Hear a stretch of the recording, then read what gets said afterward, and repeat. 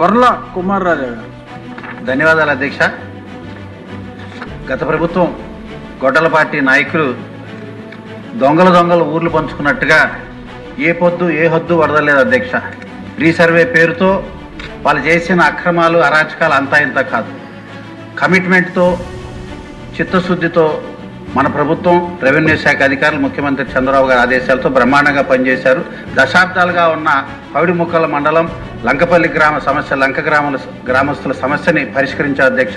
దానికి అభినందనలు ధన్యవాదాలు తెలియజేస్తూ మరి అదేవిధంగా తోట్లవల్లూరు మండలం నాత్వల్లూరు గ్రామంలో గ్రామ పరిధిలో లంక భూములు అధ్యక్ష రైతులు సర్వే నంబర్ 350 నుండి 446 వరకు దాదాపుగా 1100 ఎకరాల్లో కొన్ని దశాబ్దాలుగా వీళ్ళు పండించుకుంటున్నారు అధ్యక్ష. వీరికి కూడా న్యాయం చేయాల్సిందిగా పట్టాదారు పాస్ పుస్తకాలు ఇప్పించే విధంగా రెవెన్యూ శాఖ వారిని విజ్ఞప్తి చేస్తూ అదేవిధంగా అధ్యక్ష మరి ఆర్ఎండ్బి శాఖకు సంబంధించి శిథిలావస్థల వంతెనల గురించి నేను గతంలో అడిగాను. మరి దానికి సంబంధించి కూడా మంత్రి గారు ఇక్కడే ఉన్నారు. అదేవిధంగా ఇప్పటికే కొన్ని రోడ్లు శాంక్షన్ అయినాయి, కొన్ని చేసుకోగలిగాం.